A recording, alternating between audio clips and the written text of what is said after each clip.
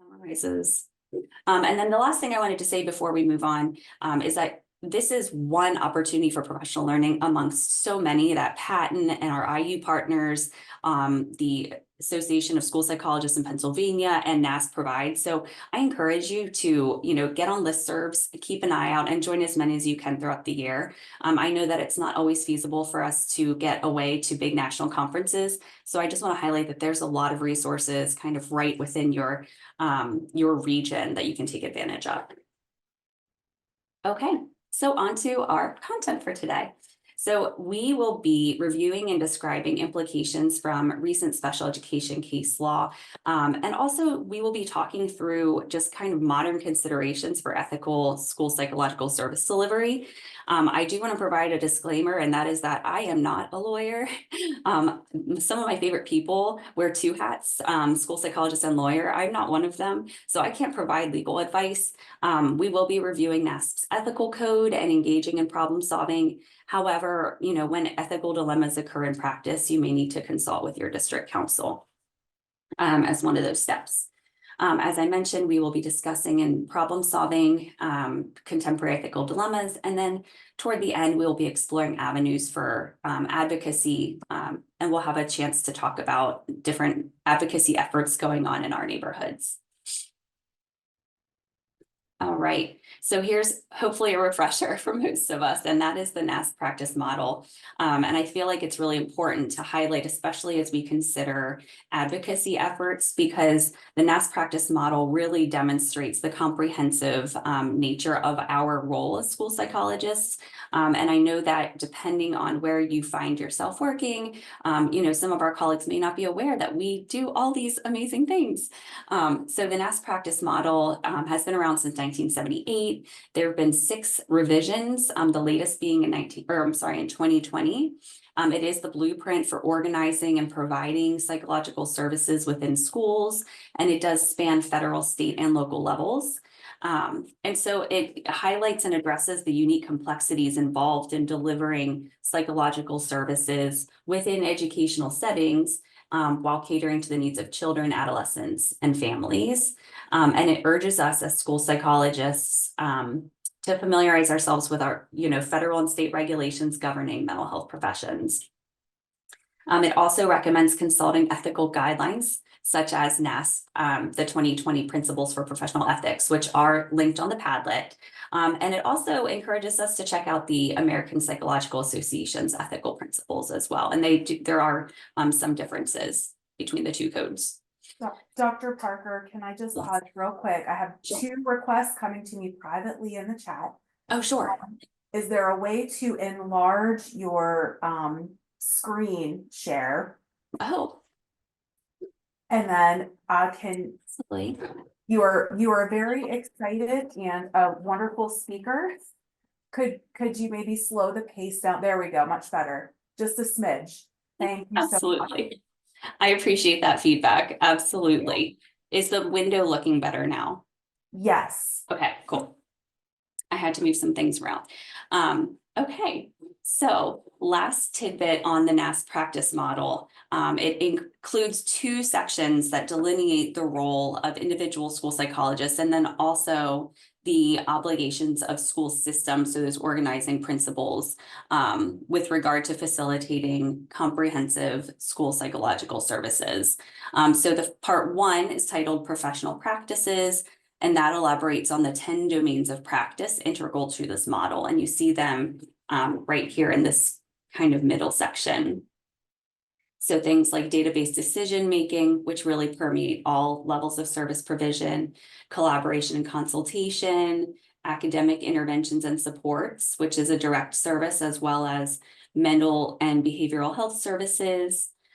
We also have systems level supports that I hope a lot of you are involved with. And so school-wide practices that promote learning, inclusion, belonging, safety, as well as family and community engagement. And then the foundations of service delivery, again, that span all domains, include the legal, ethical, and professional practices, evidence-based practice, and then equitable practices. And then the organizational principles outline the support and commitments that we need to be able to carry out those commitments and to ensure effective psychological service delivery. Alrighty. So I also want to highlight a couple of quotes from our principles for professional ethics that I find, to really be the guiding light of all that we do. And so the NASP core purpose is to empower school psychologists to promote the learning, behavior, and mental health of all children and youth. And there are 7 key values, and these NASP key values all will be explored or play some role in today's training. So integrity, diversity, a focus on children and youth, advocacy, collaboration, continuous improvement, and visionary leadership. And so in the chat, I want you to reflect on those values and share with us which of those values emerges as one that you hold most dearly. And what does that value mean to you in your practice?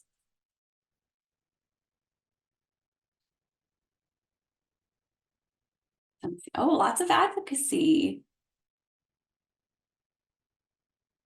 Collaboration, integrity, great. Focus on children and youth. Diversity. Integrity encompasses everything. I agree. Yep.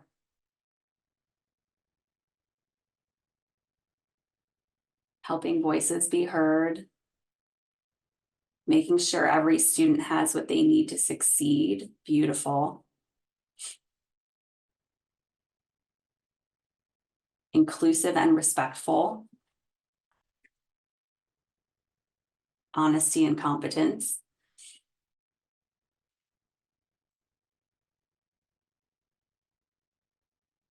Yeah, we do what the children need as opposed to what is easy or convenient or works for systems. Yes. Sometimes we have to change the system.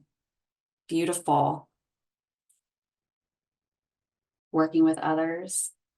And that's what I value so much about these opportunities, to learn from one another, to learn strategies, solve problems.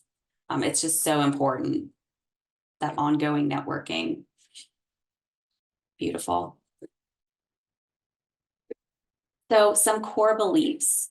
School psychologists understand, psychological and educational principles. That's why I think so many folks say, oh, I earned my degree in education, but I was really interested in psychology. And so I found school psychology. Or I, earned my degree in psychology and but I always kind of wanted to work in schools. And so that's how I landed in school psychology. It's always interesting to find out how people landed in our profession because there's, seems to be so much heterogeneity.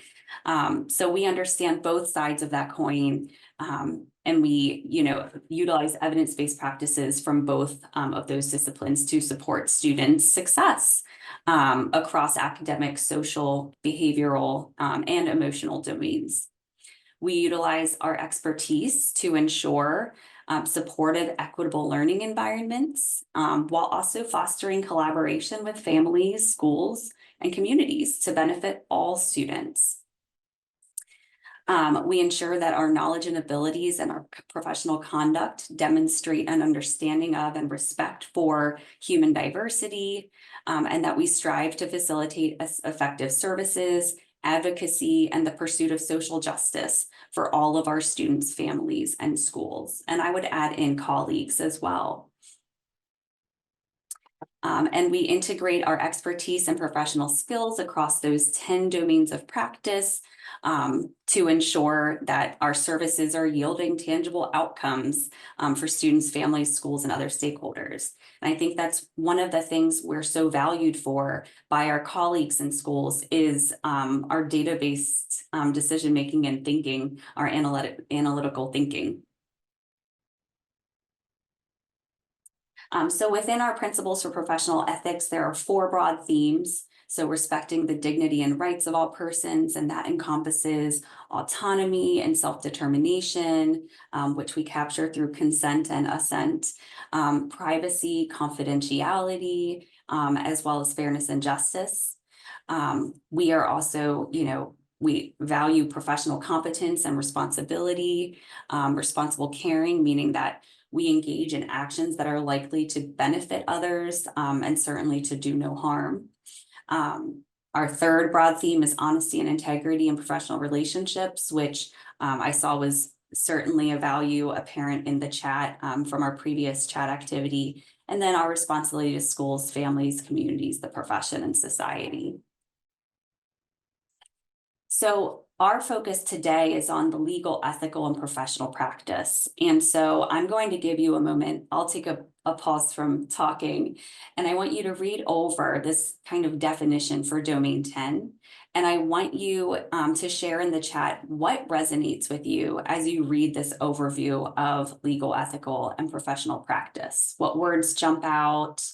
What really pulls on your school psych heartstrings as you read this?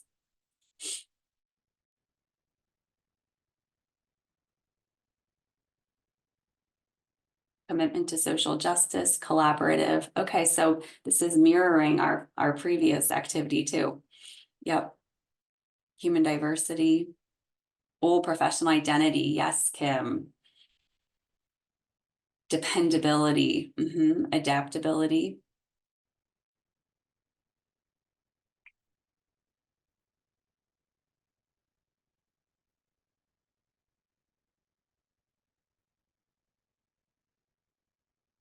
Beautiful. Provide services, not just write reports. Absolutely. And in providing the service of writing a report, keeping in mind the purpose of that report, including, who that report is for, and how we can make sure that it's accessible for them. Multiple service models and methods, it can totally look different. Completely agree, Sarah. Adaptability, yeah. So, as the choices made by us school psychologists influence not just the students we serve, but ultimately society, the integrity of school psychology really hinges on public trust in what we do. And so to cultivate that, it's important that we as school psychologists demonstrate sensitivity toward the ethical and legal dimensions of our role. And that we possess a deep understanding of these overarching ethical principles, and that we steadfastly dedicate ourselves to proactive ethical reflection and action, which I'm seeing is certainly a value among this group in the chat. Beautiful. All right, so we're gonna go ground level with defining what are ethics. Ethics encompasses a system of principles of conduct that guide the behavior of an individual. And W.D. Ross, who was a 20th century Scottish philosopher, identified a number of moral duties of the ethical person that provided this foundation for the codes of ethics of psychologists. So we're going back almost 100 years now. And so he identified these 5 principles. The first, non-maleficence. Anyone want to take a shot at defining that in the chat?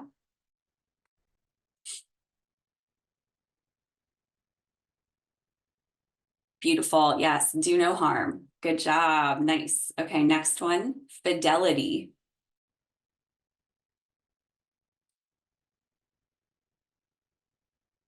Integrity. Do the thing you say you do the right way. I like that, Danielle. Consistency. Yeah. Doing it correctly. Yeah. So the quality of being faithful, loyal, trustworthy, the obligation or commitment to fulfill one's responsibilities and duties, maintaining trust and integrity. So you really hit the nail on the head with that one. How about beneficence? These words always trip me up.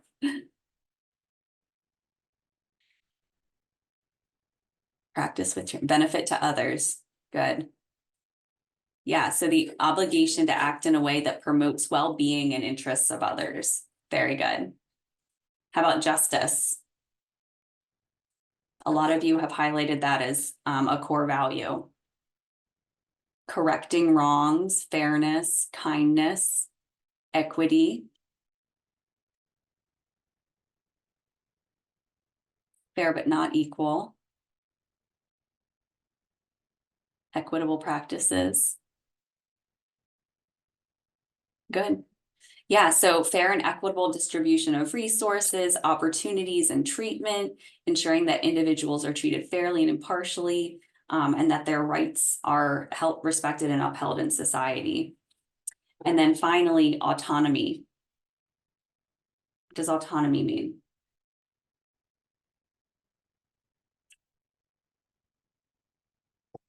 Independence. Honoring individual uniqueness. I love that, Rachel. Encouraging independence.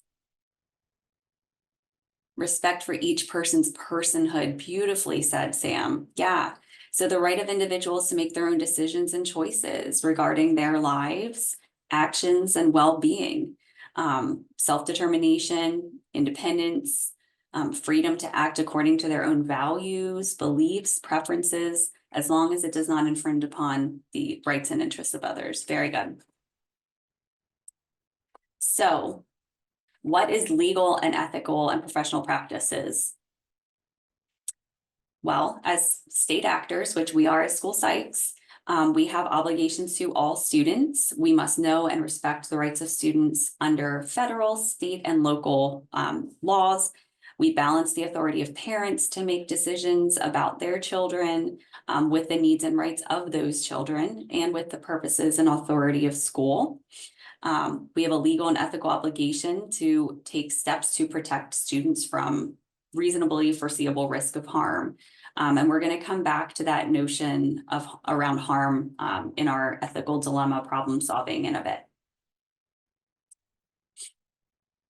All right, so here's our first breakout room opportunity. In your breakout rooms with your colleagues, we just talked through a lot of kind of theoretical constructs, right? So I want you to talk about what does legal, ethical, and professional practice look like in practice? What are some examples? How are you acting upon those ethical principles in your daily work with students?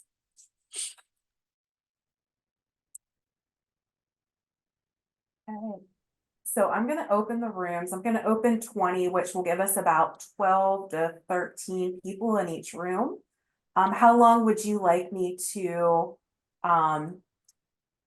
keep these open, Dr. Parker? Maybe 7 minutes. Does that sound fair? Okay. So I'm going to go ahead and create. I'm going to go ahead and open all rooms. What does legal, ethical, and professional practice look like? Okay, I'm going to ask you to mute at this time. Thank you. All right, so I'm going to go ahead and open the rooms for everybody, and we'll come back in 7 minutes. You'll see an invitation pop up on your screen. We'll be here, I call it the lobby. We'll be here in the lobby if anyone has difficulty joining the room.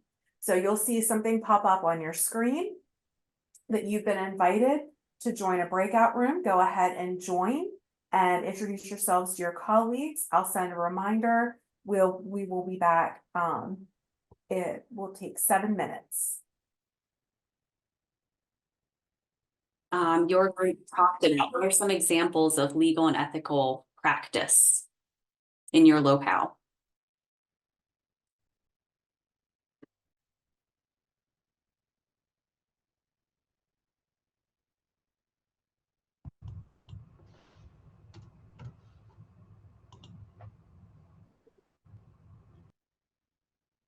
Awesome. So everyone should be back. Welcome back, everyone.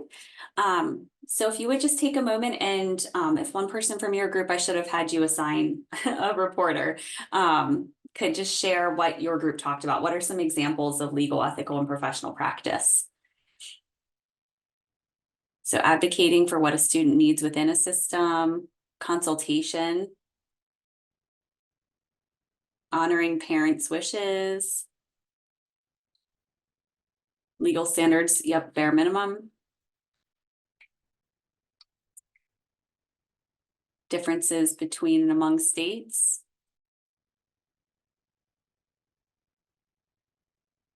Working with counsel.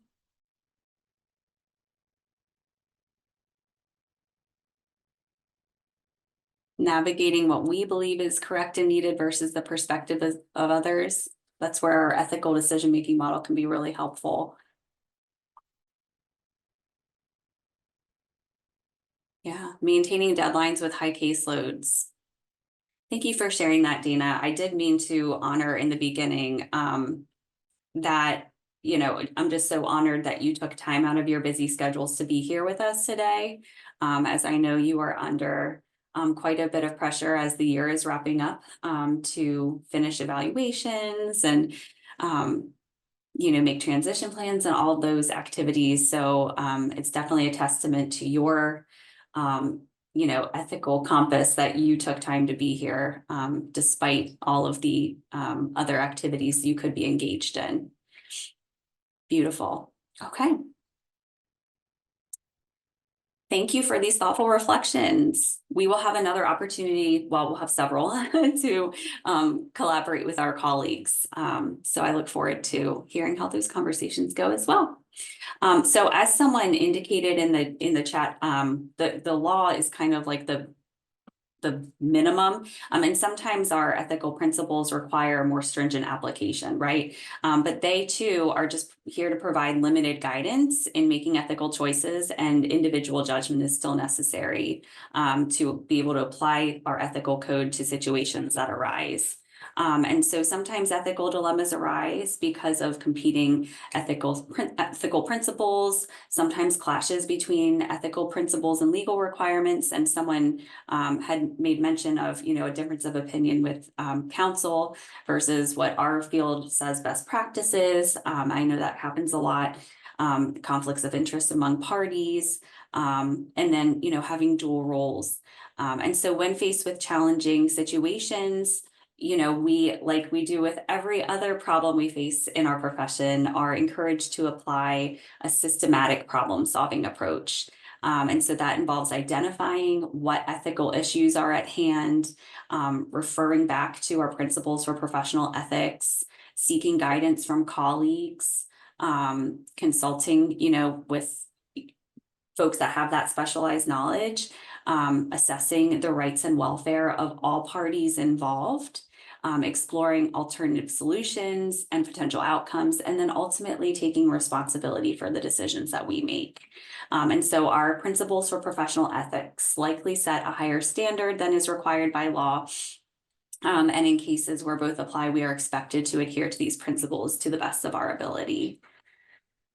And so one example that I can give you from practice is, you know, parent notification of legal rights. So federal education, special education law mandates timely notification, signed consent, and those sorts of things. But as school psychologists, we are ethically obligated to make sure that parents understand and their legal rights, the implications of their decisions, the risks and the benefits, and that they're provided with meaningful opportunities to collaborate and participate in decisions around their child.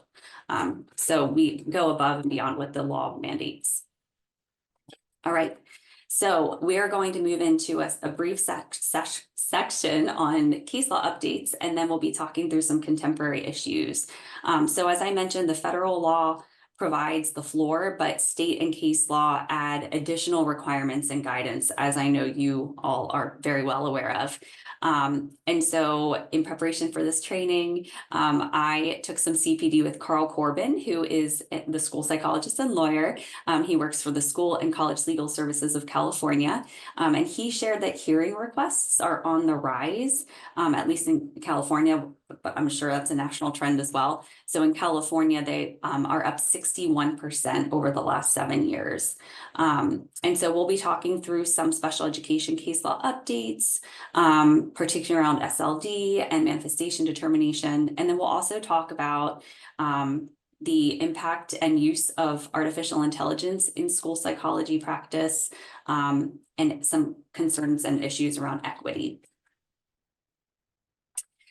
So first things first, I'm not going to give you a refresher on IDEA, as I know that's kind of the guiding legal principle, or not principle, but law in our field. However, I did want to note that it's been 20 years since the last reauthorization of IDEA. So the current, as it currently stands, the NCLB is still reflected in IDEA. There's no mention of MTSS.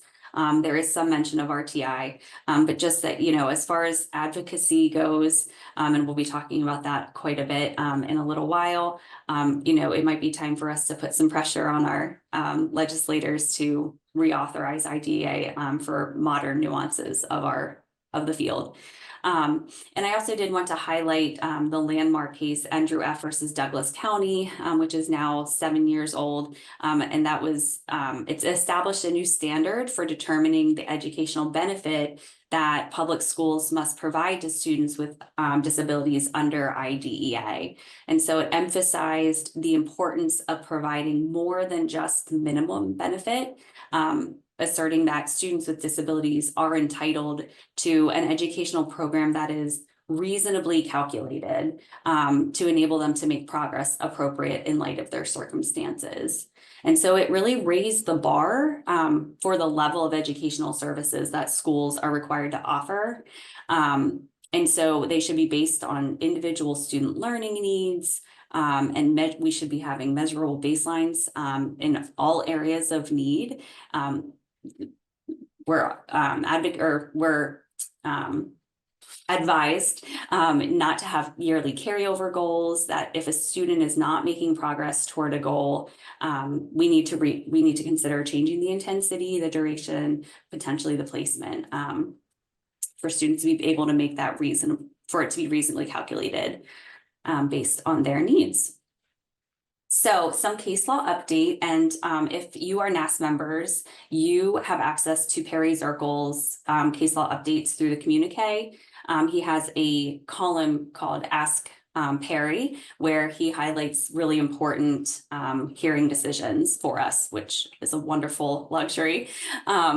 So just a refresher, the National Center of Educational Statistics shows that the specific learning disability category accounts for 32% of students receiving special education services, so just under a third, so pretty significant.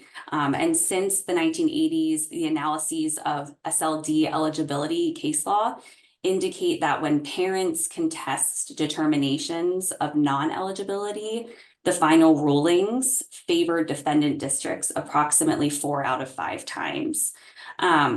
So despite the provision in the 2004 amendments of IDEA and the regulations introducing RTI as an option, the utilization of RTI as a deciding factor in cases has been minimal.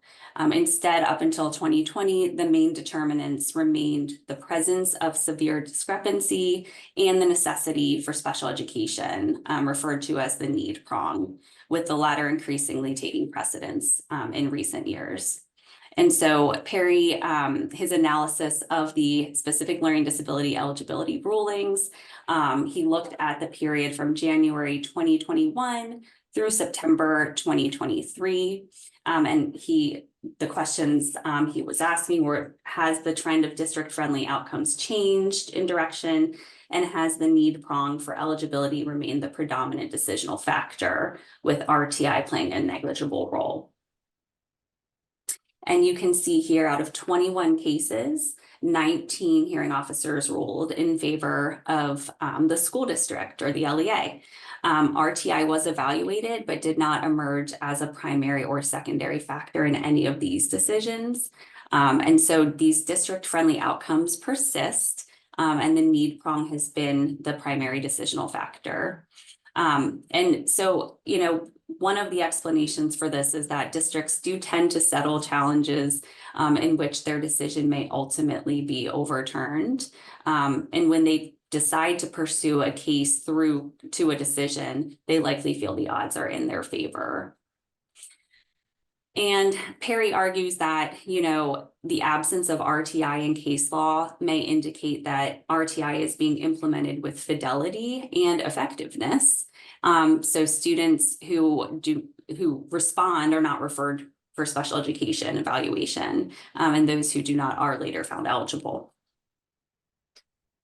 So the takeaways, school psychologists should remain current on trends in case law, and above all, we should focus on proactive best practice that fosters accurate, specific learning disability identification, as well as active collaboration with parents. And again, that's where we are called to ensure that parents really understand, so they understand the purpose of the evaluation, the eligibility criteria, the data that we collect as part of our evaluation, and how that describes their child's functioning. We are ethically mandated to ensure that understanding and that meaningful collaboration. And then another review, current trends in manifestation determination reviews. So before I share the data, I wanted to give you an opportunity to share. So how many of you, and you can just put a Y for yes or N for no in the chat, have participated in a manifestation determination this year? Oh, that's what I expected. Yeah. Someone said yes times 4, multiple, more than I would like. Today, Megan. Wow. Okay. So I would say that looked like about 80% of us have participated in an MDR, many in less than 2 months. And I know spring tends to be a busy season with regard to MDRs. I just saw some chatter in one of the school psych Facebook groups this week about concerns over administrative pressure in MDRs. And someone who I went to graduate school with at University of Georgia commented that when she served as a teacher, she had an administrator that told her before every MDR that they were not going to find a manifestation. So sticky. Juliana says, we are not required to be part of the team, but legal is pushing to have our psychs participate. Good grief. Absolutely. Which, another follow-up question, which disability classification is most frequently implicated? So when students are referred for MDR, ED, okay. OHI, that's what I expected too. ID sometimes.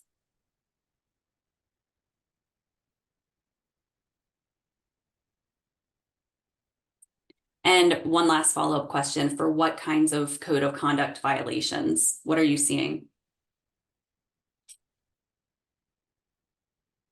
Weapons, fighting, vaping, drugs and alcohol. Seems like a lot of physical aggression. Lots of vaping.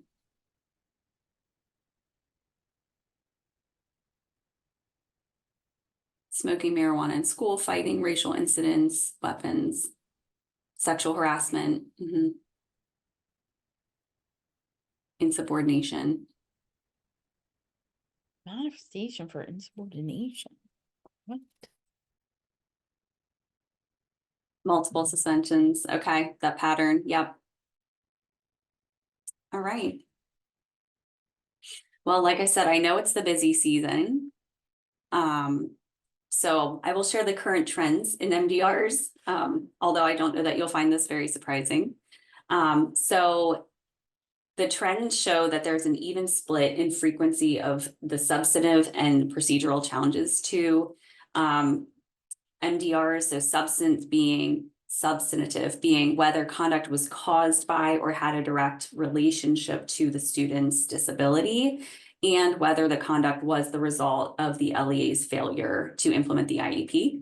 The procedural piece is addressing, the members of the IEP team and then the relevant information in the student's file.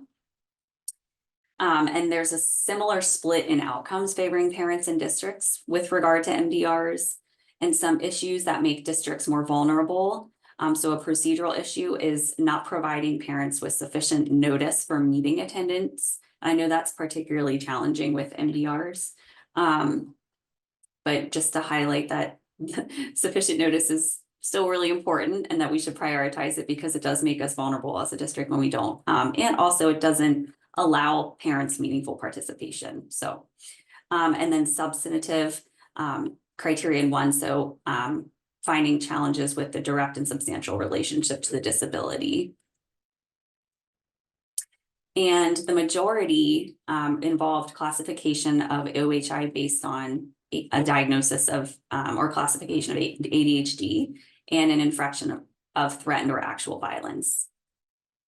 So some of you indicated OHI being a predominant classification, and certainly a lot of reports of violence. And so the takeaways, you know, all members, and so I don't remember who shared that your special director, I think, is fighting for you to be at the table. All members of the IEP team should be at MDRs, and that you should have careful documentation when you're saying that the child's disability did not have the requisite causal relationship to the conduct in question. So just make sure that you're really thorough with that documentation. And that will make you less vulnerable. And finally, our last area of case law that we will review is CBM and progress monitoring. Interestingly, how many of you utilize CBM for annual progress monitoring? Probably most of us, I would imagine. Yeah. Okay, good. Good. So the Supreme Court clarified that the substantive standard based on the IEP team's reasonable calculation is not a guarantee of actual progress. And calculation is appropriate, or what's appropriate, not what may refer to as effective progress. So they did not, the court did not specify any particular measures of progress. They simply reiterated the Rowley indicators. So passing grades and promotion for students with disabilities who are fully included in Gen Ed. And so CBM and standardized achievement tests were referenced equally. And interestingly, as a distant second to grades, and school district personnel testimony emerged as the most powerful evidence. So it sounds like the courts are kind of deferring to school authorities to determine the best tools to be monitoring progress and determining reasonable growth. And so CBM remained legally defensible method of assessing progress, promisingly, since so many of us use it. Okay, so now we're going to move into artificial intelligence and school psychology. I'm really excited about this. And Dr. Ryan Farmer and colleagues released some guidance literally within the last 2 weeks in a non-published paper. So we're going to be diving into their work. And I think there may be opportunity to learn more from Dr. Farmer in the future. So before we begin, type in the chat, type Y if you regularly use artificial intelligence in school psychological practice, and N if you do not. Oh, wow. Okay, so very overwhelmingly no. I've seen a handful of yeses. I've seen a definitely not. No, but yes, if you count predictive emails, rarely, sometimes. Only a few times for rewording things, ideas. Very interesting. Trying to learn now. Okay, so I would say overwhelmingly no. For those who typed yes, in what ways are you utilizing AI?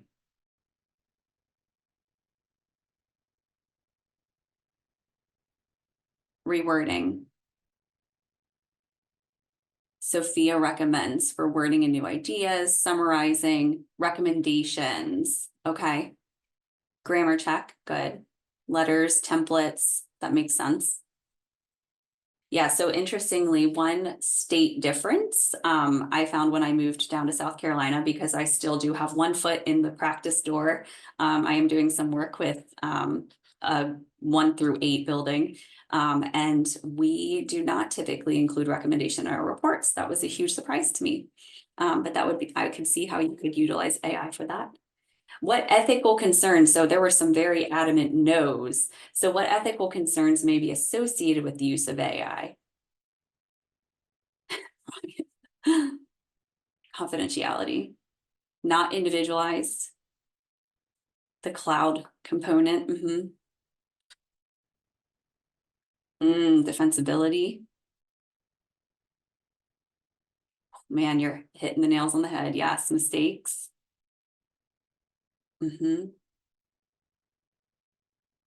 Depends on what you're using it for.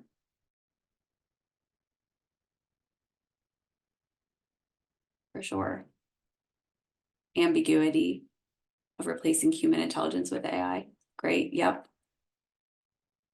Okay. Well, we're going to talk through some of these. But your observations very much parallel what Farmer and colleagues reference in their paper. So we'll first start by talking about maybe the benefits of using AI in practice. It has high utility for things like administrative tasks, taking notes, documentation. Someone said predictive emails, absolutely. It can ease the time-consuming components of practice. And we know that there is a pretty significant impact of those cumulative demands on our experience of burnout. So for that, it could definitely be a positive tool. There are some uses to provide direct service through AI, and that may be of interest and use to those with limited or restricted access. That it could be more cost effective. And one example Farmer and colleagues discuss in their paper is Woebot, which is an AI kind of therapy model. And they have seen generally positive outcomes in symptom reduction and skill development for those with internalizing and substance use disorders. And also it can be helpful in clinical decision making, so interpretation of cognitive tasks. And, to some extent, we've been using these tools, through Q Global and the like for years. But I definitely, we all use them with a very critical lens, right? And we rely on our own interpretation. And so that's what I'm seeing emerge in the chat is concerns over, an over-reliance on those tools. So you hit the nail on the head with, your ethical concerns. We have to ensure when we're using these technologies that we have assent and consent. The disclosure piece is huge and prohibited, by FERPA and HIPAA, interpretation concerns, confidentiality, of course, privacy. So many of you mentioned, it's stored in the cloud, and some of these AI technologies have pretty ambiguous privacy policies, and then certainly, technology. So some of the ethical considerations Farmer and colleagues shared, there are ethical and legal considerations. So first being bias and fairness. We know that these algorithms are inherently biased. They're shaped by the available data as well as the quality of the user's prompt. And that those systemic biases reinforce oppression. They perpetuate gender, racial, religious, disability biases. So one example they talk about is the fact that virtual assistants tend to be female, while robots are often designed to be male.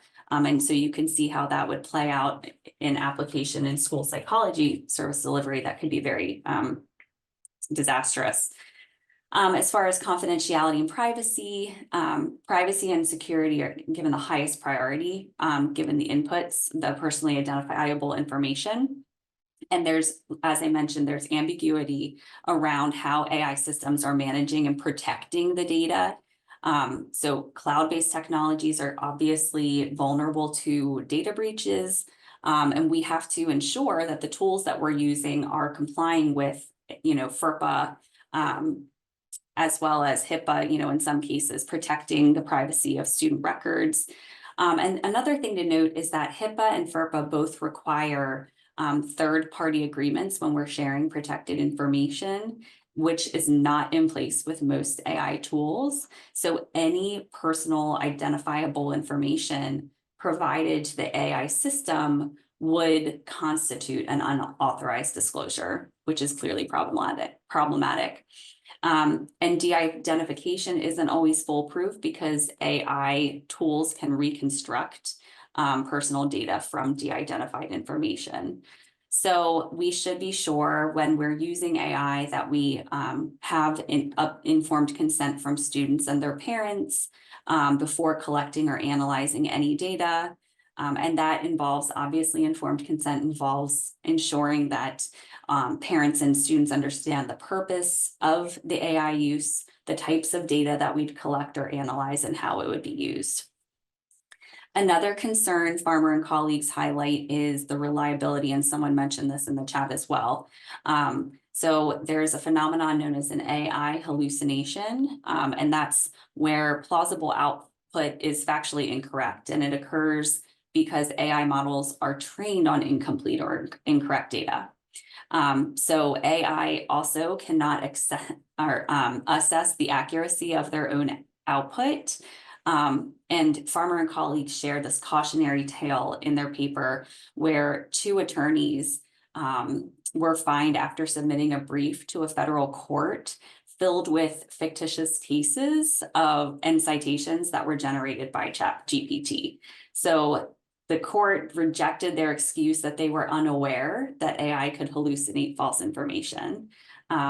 Because, it's expected that they are responsible for what they're submitting in a, legal procession. So, like I said, I think that's pretty cautionary as far as our work as school psychs, and also recognizing that, due process hearings are on the rise. There are also diagnostic implications. So misdiagnoses stemming from bias, over or underdiagnosis based on race or gender, inappropriate treatment, or even culturally insensitive treatment. Erica or Dr. Kruder shared, I played around with AI in Microsoft to see what it would produce, remath interventions. Oh, and it included matching instruction to learning styles. Yikes is right. Yeah, that's scary. And then finally, there are some concerns about, and someone again mentioned this in the chat, the human oversight piece. So AI replacing our own personal and clinical judgment and decision-making entirely. So we have to make sure that we're using it in a way that aligns with our ethical principles and our standards. And Farmer and colleagues also talk about the de-skilling of psychologists. So sometimes when AI is introduced, we see a reduction of discretion, autonomy, decision-making, and knowledge due to an over-reliance on technology. I'm going to share something that I'm not proud of, but in South Carolina, we use the patterns of strengths and weaknesses model. And with that, we rely on a tool called the XBAS, a cross battery program. And I've definitely seen where there's been an over-reliance on the output of that program and not enough clinical judgment in making those eligibility decisions. So that's not so much an AI tool, but a technological tool nonetheless that we have to make sure that we're still relying on our funds of knowledge when making those decisions. When it's been assessed in medicine, technological innovation has led to the loss of clinical knowledge, decreased trust between patients and physicians, decreased confidence in decision-making, and then the automation bias. So, working with automated systems, we start to over-rely on them, as I mentioned. So all that to say, we have to understand the limitations and the potential biases of AI systems and be able to interpret and scrutinize the results accurately. Some of the guidance that Farmer and colleagues shared for the legal and ethical use of AI include establishing guidelines and regulations, of course, making sure that our vendors are complying with HIPAA and FERPA, making sure that we're engaging in ongoing monitoring, so assessing the output quality, fidelity, the presence of bias. Organizations that utilize AI at the organizational level should develop an incident response plan for data breaches and also audit AI use, making sure folks are trained and minimizing the use of personal identifiable information whenever possible. As far as individuals, it is likely that AI will be a core component of psychological practice in the future. especially as we're navigating, this historic shortage of school psychologists. So it is important that we understand the downsides of AI as well as how we can use it as a tool in practice. I think that it's probably clear where my bias falls. I'm very intimidated, by AI, but I also want to learn it. So I think it's kind of trying to keep an open mind while also being a critical consumer of the product. And then as far as clinical skills are concerned, engaging in continuous professional development, maintaining our critical thinking skills and our ethical skills, and the like. Okay, so we have another breakout room opportunity. So in your breakout rooms with your colleagues, I want you to discuss how you can ensure, not many of you are using AI, so hypothetically, that your use of AI respects and promotes cultural diversity and individual differences. How might you mitigate potential biases? And then talk through how it might enhance your effectiveness, and how might you kind of navigate that balance of using AI tools and maintaining that human connection. Okay, how long will we like for these breakout rooms? I'm gonna pause recording. So in the chat, if you would share what your group talked about with regard to promoting cultural diversity through use of AI, how you may use it to enhance your effectiveness and efficiency, especially. Oh, Sarah, I love that take that AI tools can help you spend more time providing direct support and less time on report writing. Yeah. Use of translation programs, test descriptions, absolutely. Generating recommendations. Many in the group want to learn more about it. Me too, Rebecca. AI is in its infancy. Yes, that's a really good point. And I tend to be like a late adopter too. I like to have all the hiccups worked out before I dive in. I have heard of Sophia Casey.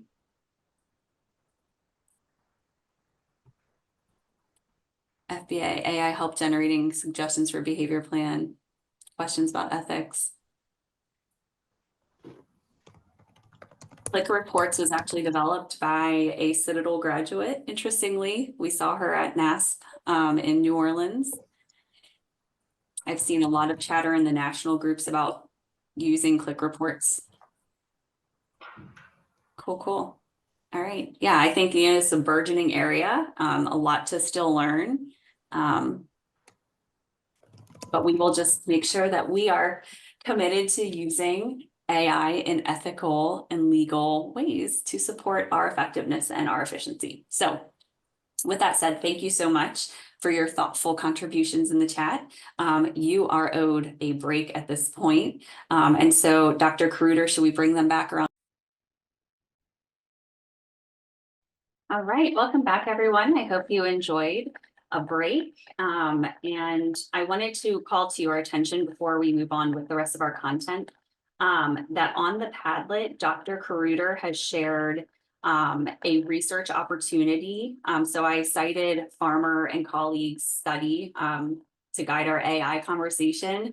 And if you want to actually join that study, you can do so by clicking on the tiny URL on this flyer or by going to the QR code. And if you have questions, Dr. Farmer's contact information is linked there too.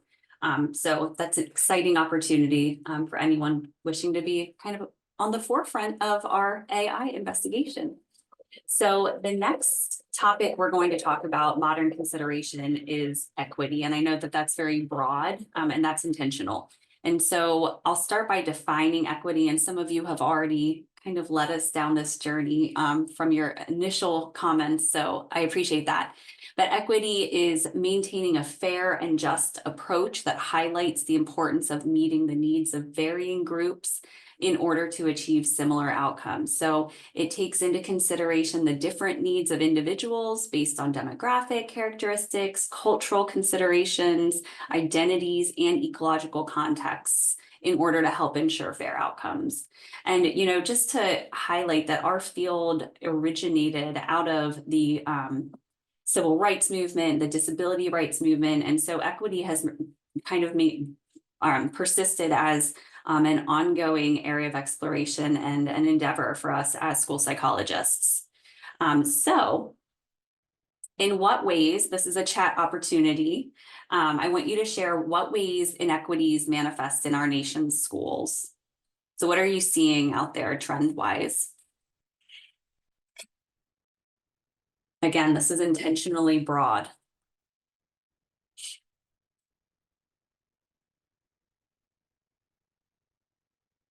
Mental health access, disproportionality and exclusionary discipline, inconsistent opportunities and access, cultural biases, funding, less tolerance and compassion for students with mental health and behavioral needs.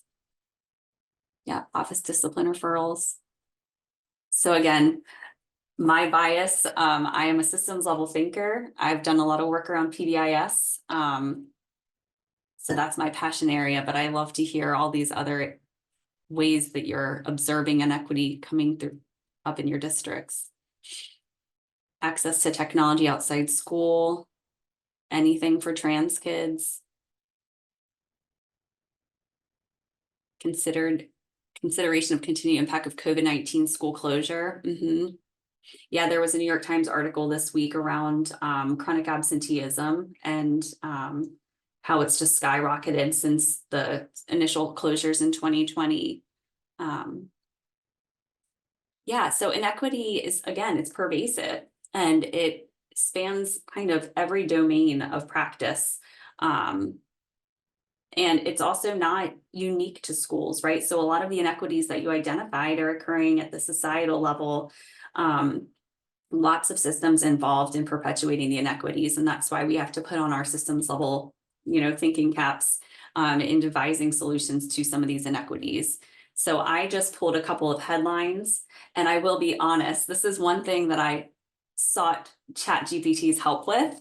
And so ChatGPT provided me with 10 news headlines. And when I went to find the original articles, they did not exist. So that's a cautionary tale from Dr. Parker. But here's some real headlines. So book banning attempts, you know, textbooks and, you know, culturally accurate, you know, history, discriminatory discipline practices, funding issues, physical barriers that limit access. So, you know, it's 2024. We are still struggling with some of the same things that kind of were there the beginning of our field as its inception. So lots of work to be done. I wanted to read this quote. I know it's lengthy, but it's really powerful. And it came out of the NASP Social Justice Task Force in 2017. So social justice is both a process and a goal that requires action. School psychologists work to ensure the protection of educational rights, opportunities, and well-being of all children, especially those whose voices have been muted, identities obscured, and needs ignored. Social justice requires promoting non-discriminatory practices and the empowerment of families and communities. School psychologists enact social justice through culturally responsive professional practice and advocacy to create schools, communities, and systems that ensure equity and fairness for all children and youth.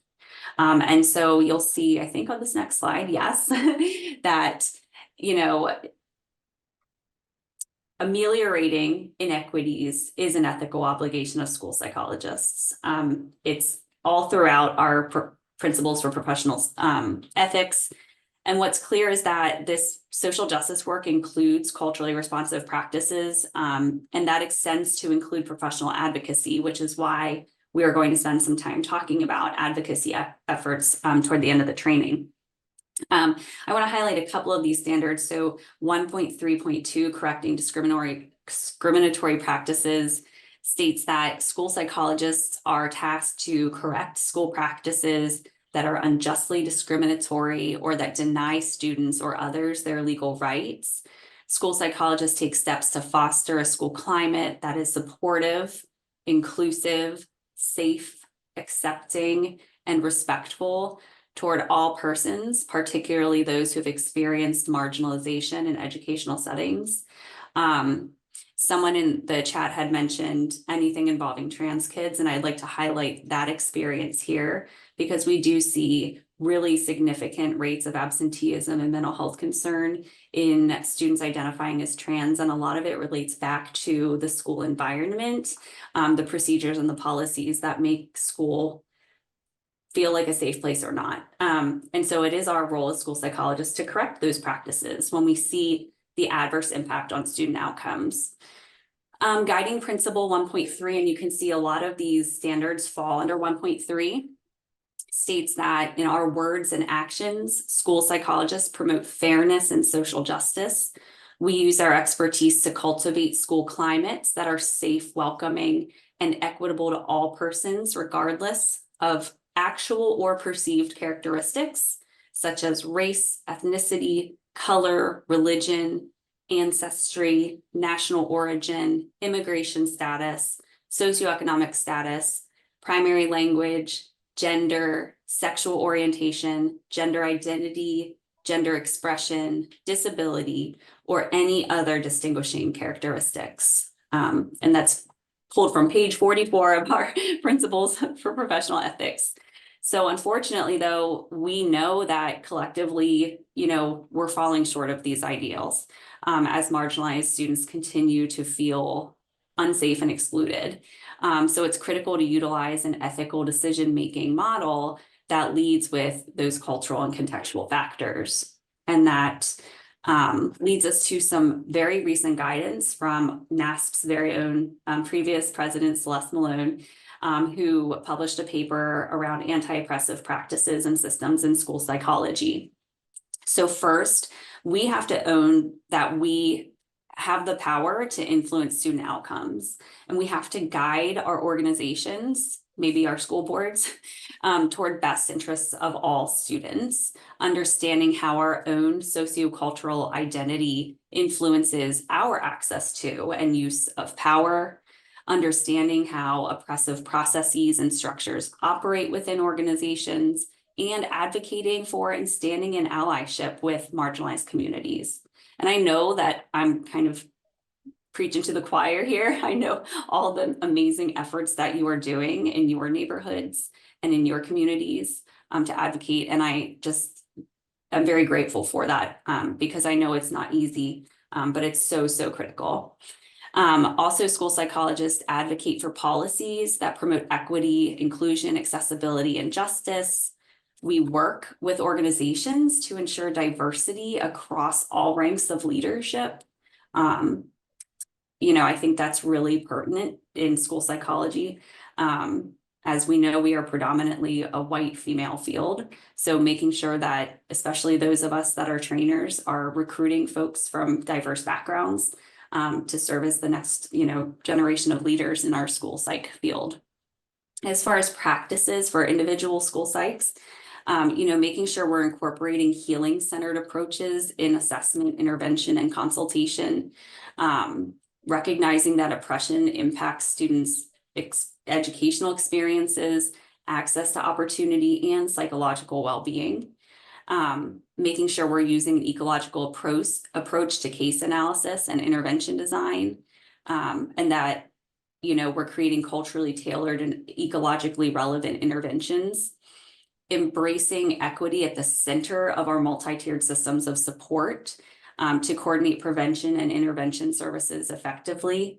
And I'll also highlight, pulling in student voice, pulling in our community partners and our parents into that work to make sure that, our guiding principles, our vision, our expectations are truly representative of all of our community members. Utilizing various data sources, that's my multi-everything, right? So multi-informant, multimodality, multi-everything. And we have a tool at our disposal, and it's been around for a long time. And I have it linked on our Padlet, which I'll jump to real quick. And that's the Riot by ISIL matrix. So making sure that we're not overly relying on, just test scores, that we're using, we're reviewing records, we're interviewing, we're observing, and we're also considering the impacts of instruction. So tier 1 instruction, impacts of our interventions, the curriculum and the environment on the learner. We should be considering kind of all of those facets when we're evaluating a student. Making sure too that we're collaboratively developing interventions with students, and that we're equipping them with self-advocacy skills. Many of us who do work in the behaviorism field are aware that there's some social validity concerns from some folks who have received our services. And I think it's really important that moving forward, we are centering their voices and their self-determination in the intervention planning. That we're doing it with, not for. Making sure too that we're creating community spaces for marginalized students, allowing them to express their oppressive experiences and receive affirmation and validation from peers. And then finally, describing students and families using language that accentuates strengths and avoids narratives of deficit. So, so important. And Sam shared nothing about us without us, and that gives me goosebumps. Absolutely, 100%. So with that said, we do have a tool, and I'm sure most of you are familiar with it, I hope so anyway, that can help us make ethically grounded decisions when we're also attempting to highlight cultural and contextual factors. And so you have on your screen the DECIDE model, and I'm just going to walk you through it briefly. You also have it linked on the Padlet. So I have it linked here, the ethical problem solving worksheet. And then I have a Word doc that you can actually type into under presentation materials. And you'll need that for the next activity we're about to do. But the first step of our decision-making model is to define the problem. We have to really fully understand it to be able to systematically respond to it. So you identify the essential details, the challenges, the concerns, the barriers, who's involved, who's impacted or could be impacted. It's sort of the 5 W's.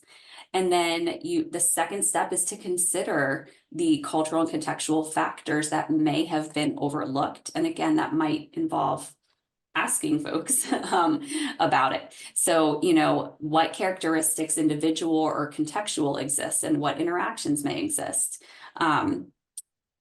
Let's see, beyond individual characteristics, some of the contextual variables that may be influencing the situation, which may be school policy and procedure, right? So we have to take that into account. You also account for family members, peers, school and work systems, neighborhoods, resources, super important, social conditions. And so some questions you might ask are, what cultural variables are present, what intersectionality is present, what systemic influences are present, how might power or implicit biases be influencing the situation? And the ethical dilemma that I'm posing to you has to do with disproportionality and discipline. So these are really important questions to ask when you get to that activity. Have any voices or perspectives been left out of the conversation? And what biases haven't been addressed? Is there anything anyone you should consult with as you move through this step? And this step just provides space to consider how to engage in socially just practice. So step number 2 is really critical. And clearly that's an ethical duty of a school psych. Step 3, you identify all ethical, legal, and policy guidelines from the federal, state, and local levels. You may consider consultation with your special education director, your district council, other school psychologists, and other, relevant district personnel or mentors. Number 4, you're identifying all parties that are indirectly and directly involved, as well as their rights and cultural and contextual factors. Step 5, you identify courses of action to respond to the dilemma as well as consequences. So not unlike, social problem solving we do with our students, identifying different options and what the consequences of those options may be. And then finally, you choose, you make a decision, and then you make a plan to enact the decision and monitor the impact and outcome. And so that brings us to our ethical dilemma problem solving. When you get to your breakout room, I would like you to assign roles because this is a lengthier breakout room. So have someone serve as the recorder, have someone serve as a reporter. So someone who, that could be the same role, I guess, because you'll be sharing in the chat. Someone keeping time, and then someone keeping tabs on the content. So making sure you're staying on topic. I want you to then read the ethical dilemma vignette. And as a group, I want you to go through, and I'll bring this up again so you can see the decide model to answer the questions and to come up with a plan of action. You will have 20 minutes in your breakout rooms. And then when we come back, you can share your analysis and your proposed action steps with the whole group. So with thanks, Dr. Kruder. All right, welcome back, y'all. I apologize if your conversation was cut short, if 20 minutes did not suffice for you to complete the activity. I mean, in reality, 20 minutes, 30 minutes, 40 minutes wouldn't suffice to solve an ethical dilemma. But I appreciate you taking the opportunity to kind of dip your toe in the water. And if you'd want to go ahead, it looks like Dr. Smyer is already starting to share out in the chat. You can just share your main takeaways, your proposed action steps, whatever you think is relevant for the group.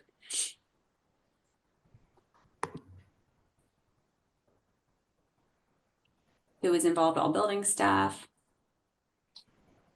African American and Latinx students, families, staff of color, community. Thank you for keeping the staff also in your purview. Absolutely.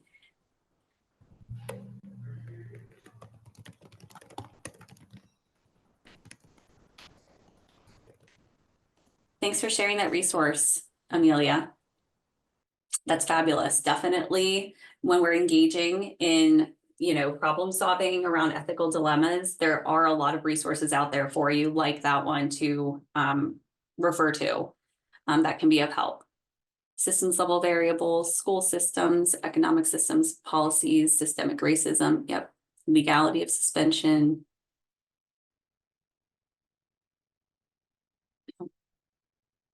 Suspension affects families also, absolutely. Consider culture of school. If the school psych feels they cannot speak up, absolutely. Yep. Come up with a detailed plan using evidence-based practices to share as a starting point and schedule a meeting. Yeah, I find, and we're going to talk about this. We're going to talk about how to respond to pressure to behave unethically. And that's one of the tips, is to be proactive and come with solutions, right? And I think as school psychologists, we do that. We're not problem admirers, we're problem solvers. So we may see a problem in practice, but we're going to get working quickly to fix it. Let's see. Some of you have very detailed action steps. I love this. Most, if not all, members struggle to consider allowing current disciplinary practices to continue as they violate civil rights of students and families and denial of faith. Yes, absolutely. Action is required.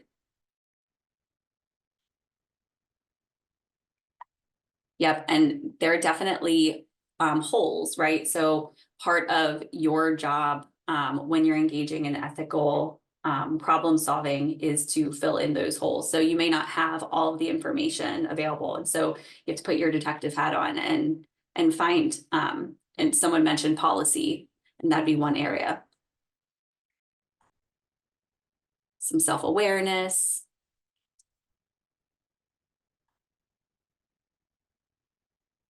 PBIS framework. Love that, Carrie. consider where the referrals are coming from and assess the data, right? Okay, so if you're in a building that has a PBIS framework and perhaps you use Swiss or another data dashboard to organize your office discipline referral data, you can look at where the referrals are coming from, like referring staff, what time of day, the contextual kind of factors involved, all those good things. Could be reported to Office of Civil Rights, PDE. Absolutely. Dr. Mindy says, one of our big takeaways was that we collectively didn't think our relationship with teachers was the kind of thing that would determine our actions, honestly. Yep, our role in that of teachers sometimes is in conflict, for sure. Not whether we address it, but how. Yep. More data be helpful? Absolutely. So you could do some root cause analyses to determine, what's really at the core of the disproportionality. Meet with the core team, staff training, absolutely.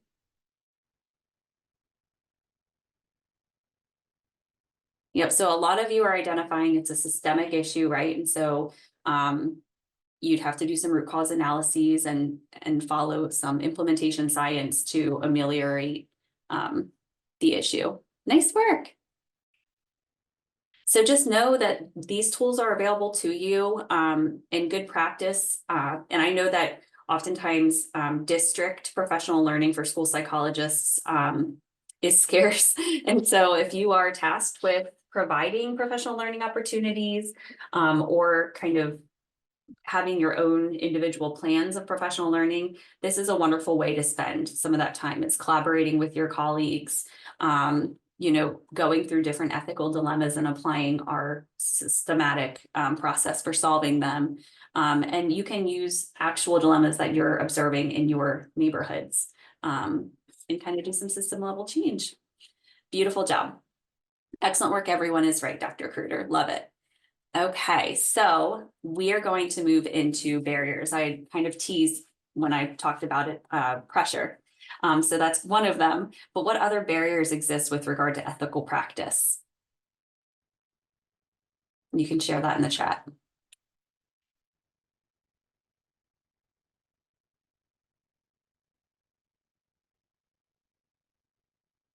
What gets in your way of living your values and our field's values? Time. Administrative pressure, Sam, yep. School climate, our own biases for sure. Too many needs can be overwhelming, hard to prioritize. Shara, wanting to keep your job, that is valid for sure. Yep, blind spots for sure. Buy-in. Conflict between ethical obligations to different parties. Sometimes there's not a correct decision. Yes, one that just causes least harm. Completely agree. Not wanting to do the work that needs to be done.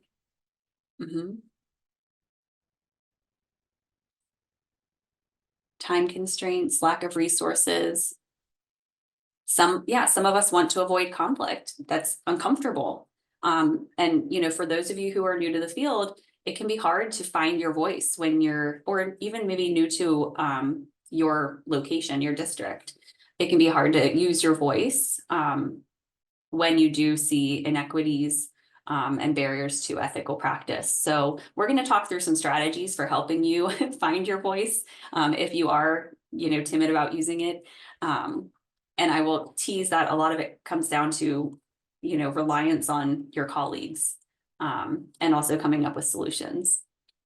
So I'm going to take us through this amazing paper by I'm not even going to try to pronounce it. It's Gottlieb and colleague around professional vulnerabilities and how we can avoid them.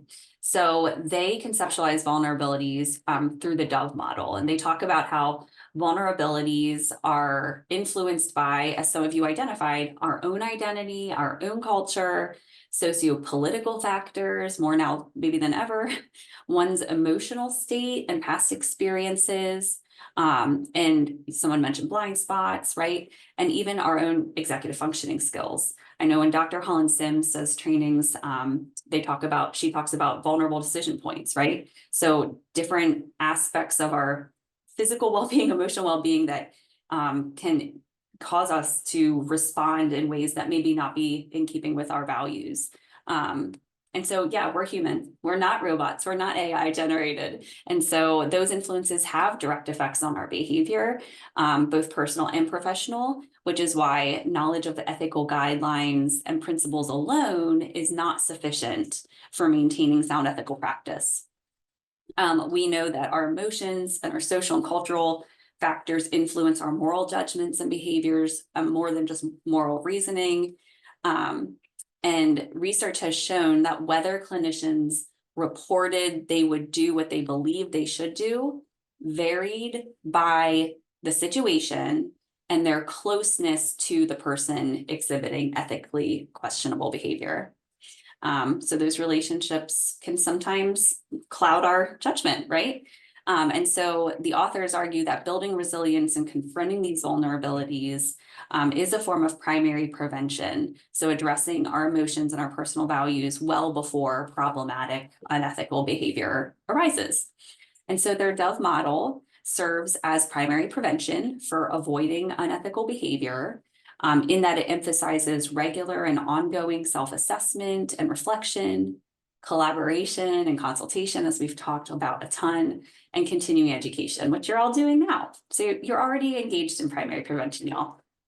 So the D in the Dove model stands for a desire to help. And interestingly, our desire to help, we're all helpers in a helping profession, can actually create a vulnerability. Benke, the citation is 2008, argues that there's no one thing that has gotten more psychologists in trouble than our desire to be helpful.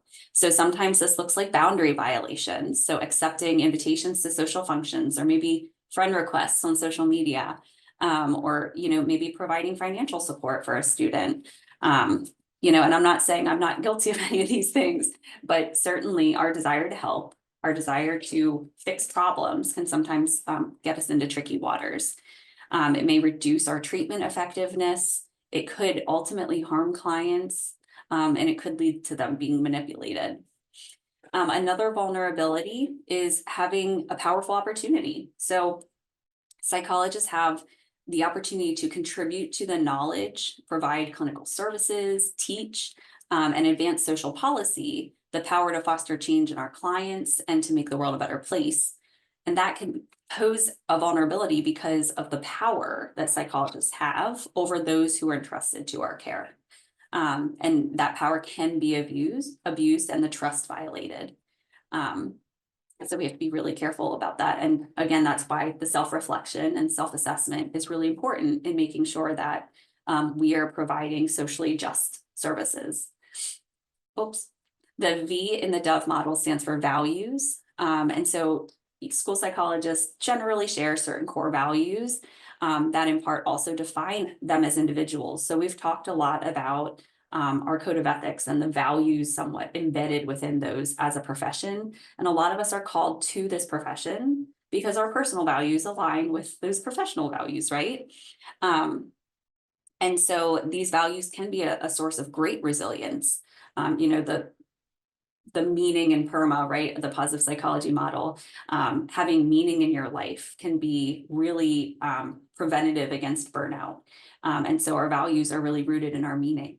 So it can definitely help us, lead us in positive directions, help us accomplish worthwhile goals, promote consistency in our work and our behavior, making sure that we're living by our values.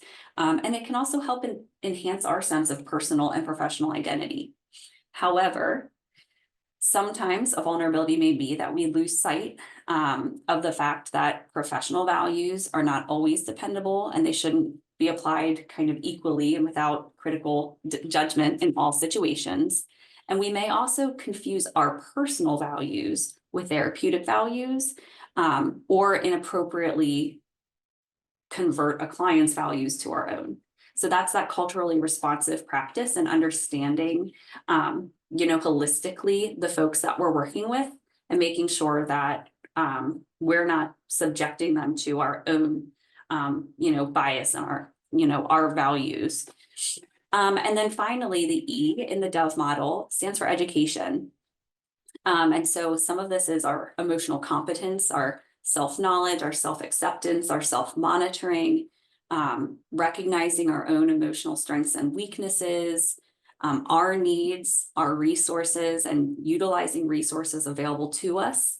I can tell you that, I remember being a first-year teacher in the school district of Philadelphia and being so terrified to ask for help. Because I felt like, oh gosh, they're going to question my competence. They're going to think I'm not a good teacher, right? And I'm sure I felt those feelings too when I first stepped into the world as a school psychologist. But you have to recognize your needs and your need for collaboration and support, and then advocate to have those needs met, because we won't be effective if we don't do that. We also have to understand our abilities, and our professional ethics talk about competency, practicing within your areas of competency. And if, something comes across your desk that really challenges your area of expertise, making sure that you are responding to that need in a way that is ethical, right? So maybe calling in a colleague who does have expertise in that area, or doing some continued learning. Education also encompasses self-care. And I'm not going to be the lady that sits here today and says, we need to get more sleep, we need less screen time, we need to exercise. We are going to talk self-care, but I don't think anyone benefits from that, right? But it is critical, and self-care, however you conceptualize it, is critical for you avoiding ethical violations and ethical mediocrity. And then one of the vulnerabilities is really just not taking care of yourself. Another one is, failing to continue the learning process. One of the things I love the most about our field is that it's changing all the time, right? And we, I think, as practitioners, really continue to consume research that I think is unmatched by, other industries. That's my bias, I guess. But I was just talking to a graduate student yesterday in our program, and she is just really excited about her research paper she's doing for our class, and talking about, how after she graduates, like, there's just so much she still wants to learn. And I think that characterizes a lot of us. And I really appreciate that about us and you. So failing to continue the learning process can be a vulnerability, but you're here today, so clearly you're fighting against it. So in the chat, I would like you to share what vulnerabilities that we just talked about are most prevalent in contemporary school psychology practice. And I will go back a slide so you can see them.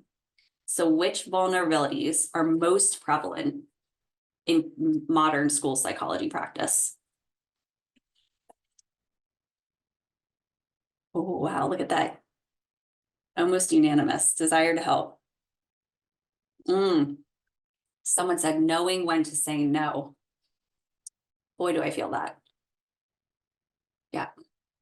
Wanting to help everyone. Yes. Education specific to our profession. Absolutely, Sarah. That's why I'm so glad you have a system like Patton, and that you have a state organization like ASP that is just so proactive in providing those opportunities for you to continue to network and to grow your skill set. Opportunity, being pigeonholed into a specialized role and becoming a report writing monkey. That's so valid, Julie. Yes. Yep. Have fun trying to save the world. I said, I'll try. I love that, Alexis. For sure. I think a lot of us are, and I'm maybe speaking too generally, but I think a lot of us are school psychologists because we're idealists. We want to make the world a better place. But that desire to help can sometimes be a downfall for us. So boundaries are important. And that's what we're going to focus on when we talk self-care, is really boundaries, and making sure that, there are also systems in place to support your self-care. Okay, so we talked about that. So how do you avoid vulnerabilities in your own personal practice?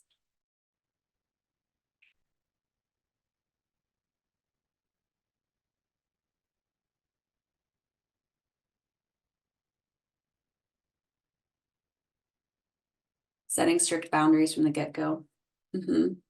Prioritize. No is a complete sentence. Yeah. Learning not to take things personally. So hard, but so powerful. Teaming with other psychologists for sure.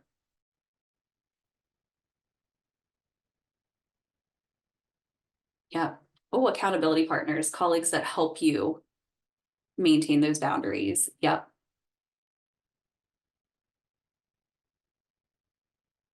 Collaborating. Remember humility for sure.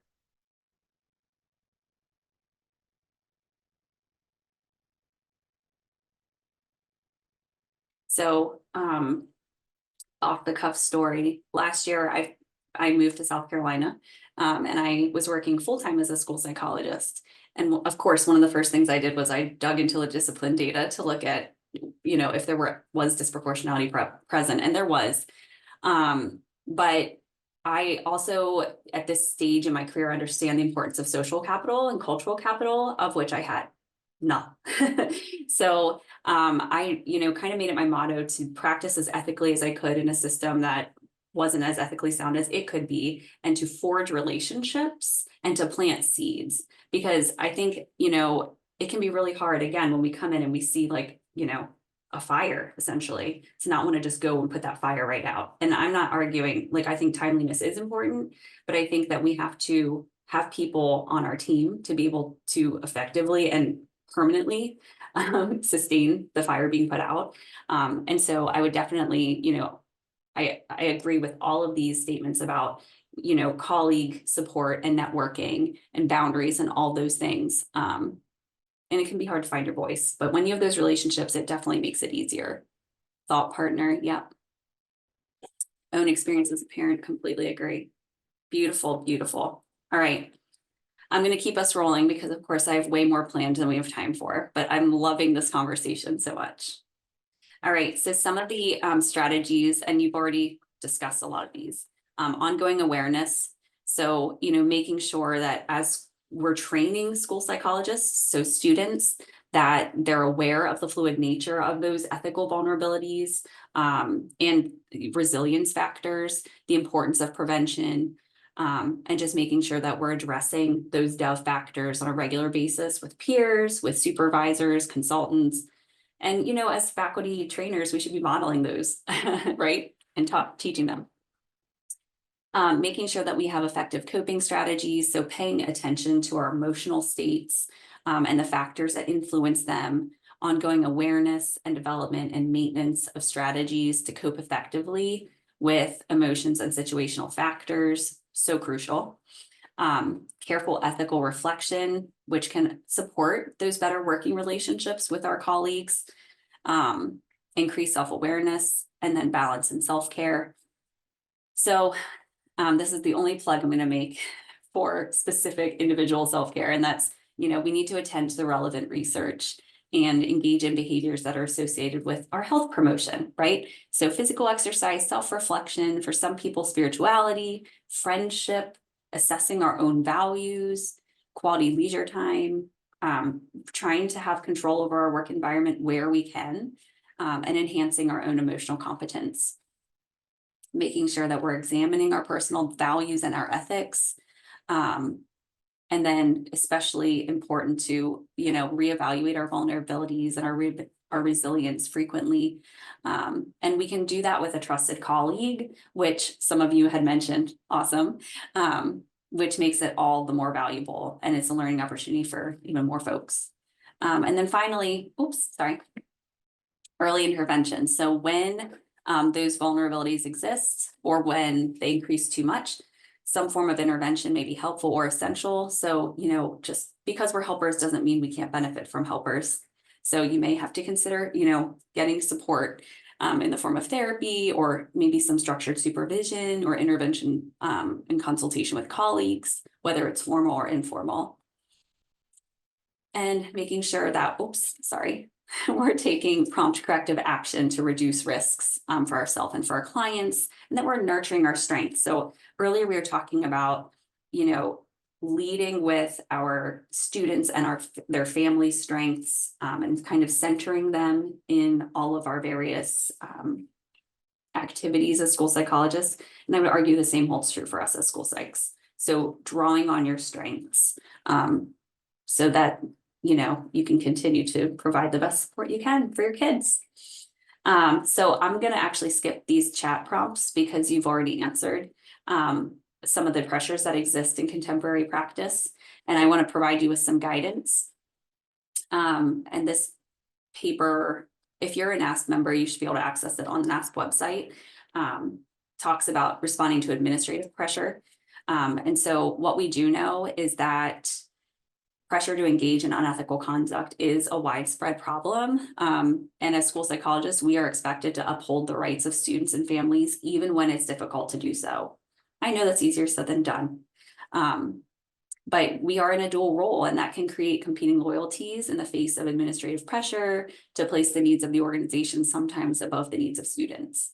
And sometimes, honestly, administrative demands are grounded in realistic considerations like budgetary constraints, right?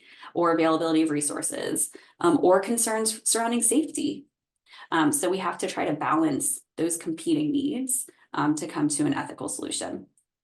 So this Jacobson study found that pressure to violate ethical standards was 22% of all incidents reported. They asked a sample of school psychologists to describe ethically challenging situations they had encountered over the preceding 2-year period.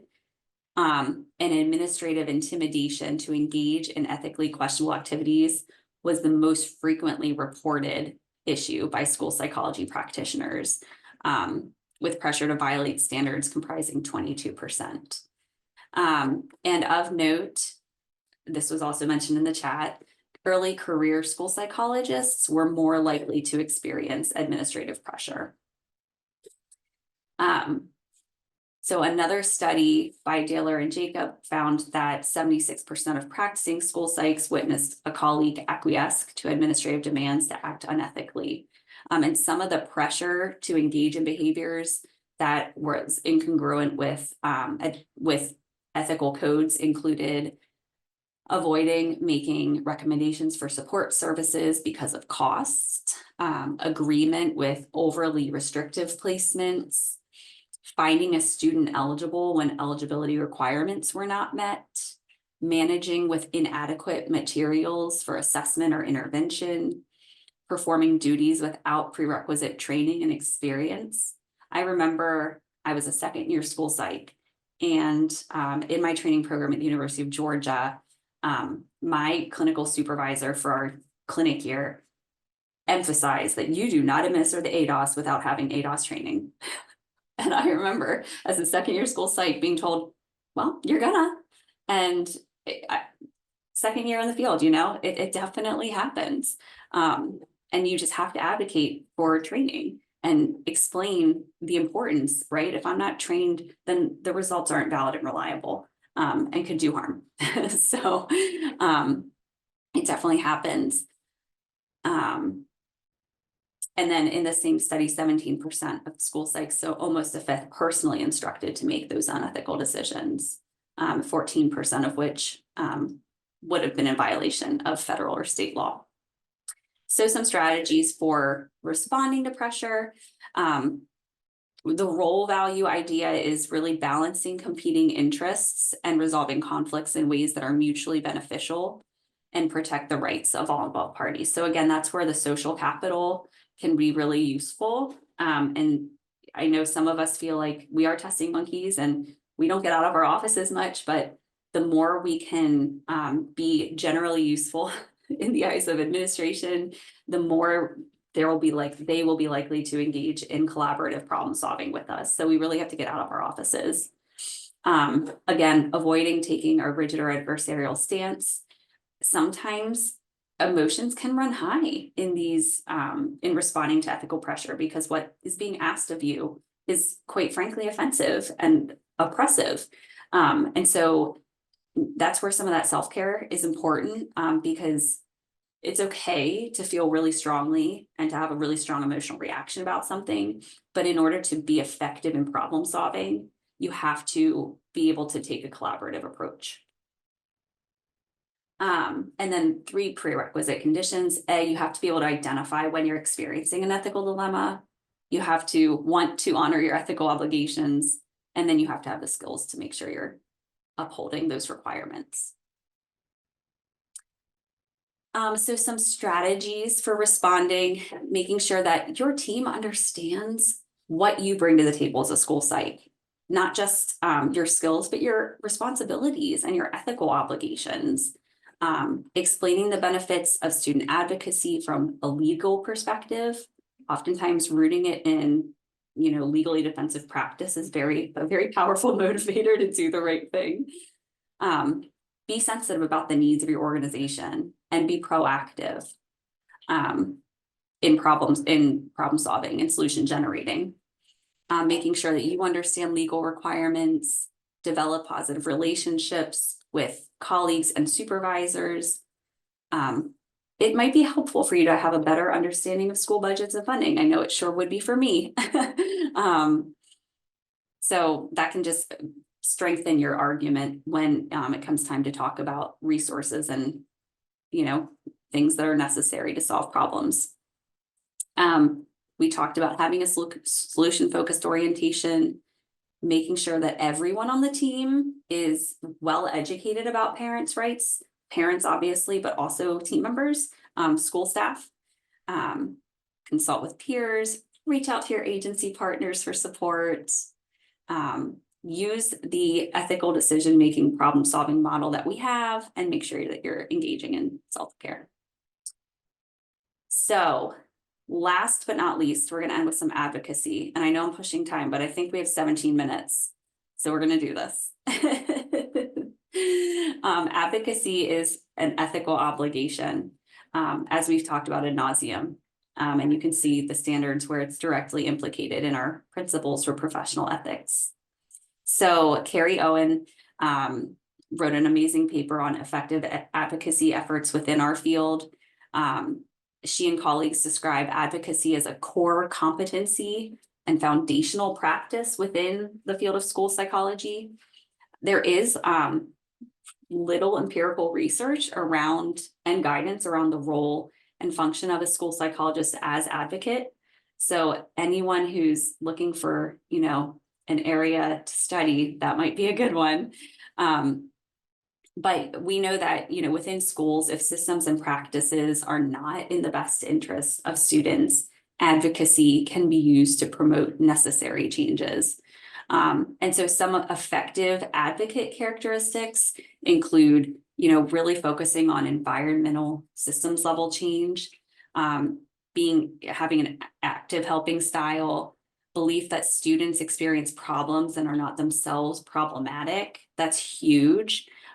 So kind of leaving behind that within person kind of heuristic and adopting more of a environmental and behavioral approach, and then a recognition that, prevention and intervention are clearly essential to student success.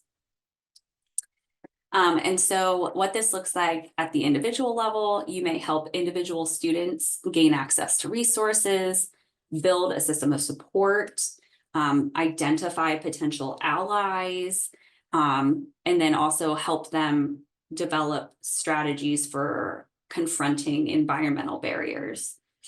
At the school level, you can provide the most up-to-date information on evidence-based practice and policy, the need to address the mental health needs of students. And I have to say, huge applause to school psychs in Pennsylvania, because you're really leading on the national stage the mental health effort with regard to our legislation. So I really appreciate all the hard work that's being done. That's really been spearheaded by Pennsylvania psychs. You can also help to identify systemic injustices and offer solutions to those challenges. And finally, at the community level, just having relationships with various organizations that provide services to our children, their families, and school staff, and then engaging in governmental, legislative, and political advocacy activities that enhance the health and well-being of the broader population. For anyone interested, NASP offers an advocacy academy, like a public policy advocacy academy every summer. I've attended, I know Dr. Kruder has attended. It's a really, some of the names on the list today, I think that we might have been in the same cohort. It's a really great opportunity to develop those advocacy skills and to potentially play a role in shaping the legislation around mental health for students. Some barriers to advocacy. This is Heinowitz and colleagues 2012. There are 3 primary reasons why practitioners are not currently engaged in advocacy. 1, just not much interest or the feeling that our efforts might not make a difference, or having a poor previous experience with advocacy efforts, or maybe just having reservations about giving out information to others. Uncertainty, some folks just may feel like they lack the knowledge to be able to advocate. I can't speak, really soundly on this issue, so I'm just going to take a back seat. And then in some cases, there's just a lack of awareness, right? So maybe not recognizing important public activities and interests, lack of opportunity to respond to policy issues. So there's, lots of legitimate reasons or barriers to advocacy, and we have to really make sure that we're fighting actively against them. So as I shared, NASP really prioritizes advocacy for vulnerable populations. And so I have here NASP policy goals. They're really concerned with making sure school and community environments are safe and supportive, increasing comprehensive behavioral and mental health services for all students, ensuring equitable access to learning supports and mental health services within an integrated delivery system, promoting evidence-based school safety and crisis response efforts, and then just overall improving outcomes for students with disabilities. So some of the things that you can do as school psychs, you can advocate for just and equitable practices at the school, district, local, state, and national level. And I know a lot of you do this, and I thank you for that. Empowering students and families and communities with self-advocacy skills, developing alliances to address local issues, broadening advocacy focus to issues that contribute to or exacerbate educational and mental health inequities, and using your expertise to contribute to the development of public policy. And that's exactly what school psychs in Pennsylvania are doing at the national level, which is pretty awesome. So I'm gonna, in the interest of time, let's answer this first question. How can school psychologists, and this is just in the chat, oops, sorry. How can school psychologists effectively advocate for systemic changes in educational policies and practices to ensure equitable access to resources and support for all students, particularly those from marginalized and underrepresented backgrounds? So I'll give you a second to answer that long-winded question.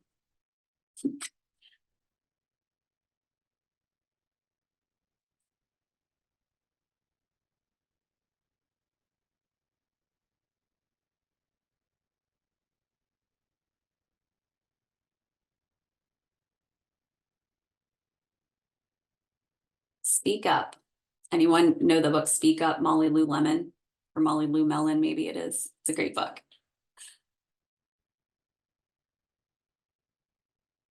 Participate on committees. Michelle, say it louder. Yes. Get involved on those committees. 100. Provide education for team members. Yep. Use data and research to support your efforts. Yes. Disaggregate and personalize the data. Yes.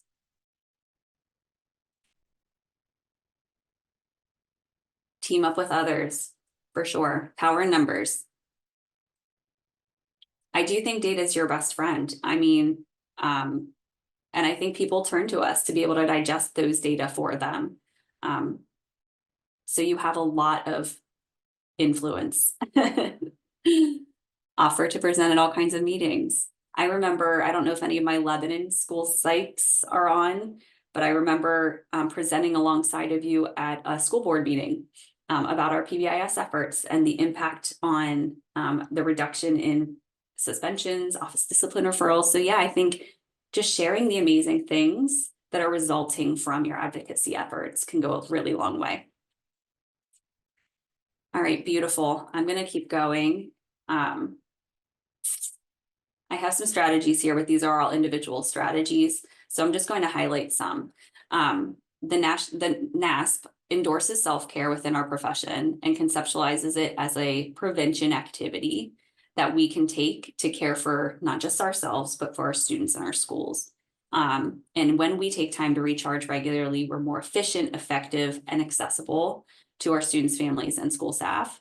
But I also want to highlight that self-care can be really hard in the context of a system that doesn't support it.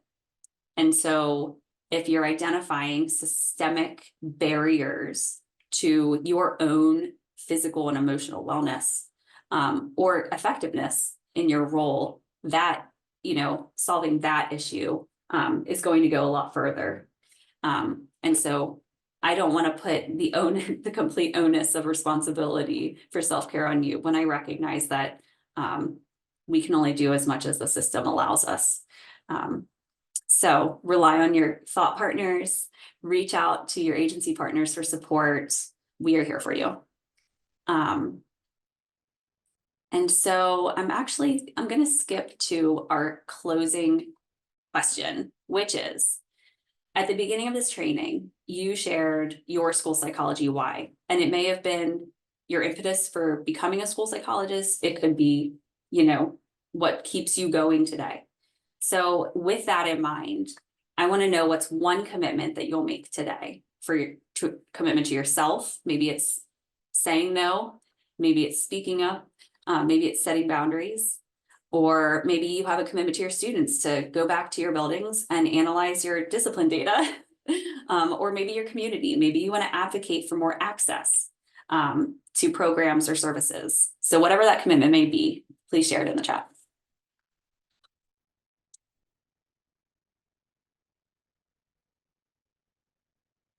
More time analyzing data, saying no more, advocating for more resources. Keep going when we have hard days. Sometimes that's all you can do, for sure. Speak up a little more. Kirsten Hurley, your name sounds familiar. Are you a Lebanon person? Advocating, more time analyzing data, good. Not committing to all the things, yes. I thought so. Beautiful. Be the student's voice, yes. Not working on days off, yes. I do have my Citadel email on my phone, but when I was working as a school psychologist, I did not have my work email on my phone. That was one boundary I set and I stood by. It's just little things like that. You have to protect your peace. Not working in the evening, good. Well, folks, this has been an absolutely lovely way to end the week. I appreciate your engagement so much. I'm never as energized as I am when I'm in a room, virtual or not, of school psychologists. So thank you for your engagement, for all that you do for the students in Pennsylvania and beyond, for taking care of one another. I just really appreciate it. I do have a link on this slide, shameless plug, Dr. Dursmith, who's on the call, myself and Dr. Hanshin here at the Citadel are doing some work around emotional disability assessment practices. So if you feel the call to participate in some research, our link is there. And it's also on the Padlet right here under research opportunities.